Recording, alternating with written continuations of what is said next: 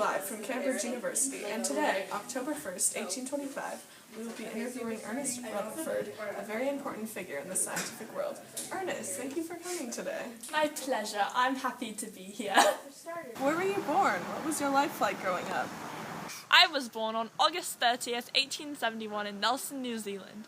Growing up, I was very successful in school and earned a scholarship to Nelson College. I went to school there, then to Canterbury College at Christchurch, where I earned a bachelor degree, until I eventually ended up here at Cambridge University. What was significant about Cambridge University? I became the first research student to work under J.J. Thomson. It is my understanding that you researched electromagnetism. Can you share your discoveries with us? Yes, I discovered that iron does not magnetize in high-frequency electromagnetic fields, and that electromagnetic waves could demagnetize iron magnets. Using this information, I created the first electromagnetic detector. Later, in 1886, when I was working with Thomson, we found that gas is electrically conductive, based on experiments with X-rays and gas ions. Wow, fascinating. Explain your findings in radioactivity, which led to earning the Nobel Prize and Rumford Medal. In 1897, I began to study the radioactivity of uranium and thorium. This led to my conclusion that there are three types of distinct radiation: alpha, beta, and gamma.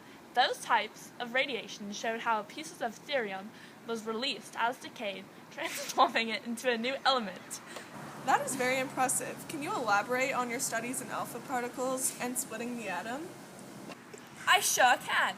I found that alpha particles are positively charged and are the nuclei of helium atoms. I split the nitrogen atoms, creating hydrogen atoms by using alpha particles.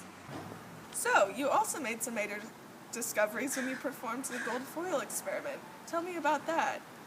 Yes, in that experiment, I was able to prove that an atom has a tiny nucleus surrounded by electrons on the outside. I also discovered alpha radiation, beta radiation, and gamma rays when performing this experiment. Could you explain and demonstrate this experiment on this whiteboard for us? Yes, while my assistant draws on the whiteboard, I will explain the experiment. So, I used a radioactive substance that emits alpha particles surrounded by a lead block. By firing the particles at a thin sheet of gold foil, I was able to see if the particles went through. Most of the particles did. However, a few didn't. Some were deflected at angles and others bounced back from the gold foil. I was very surprised by this conclusion. Through these observations, I was able to prove that a tiny, dense nucleus caused some of the particles to be reflected. Thus, the first idea of a nucleus was formed.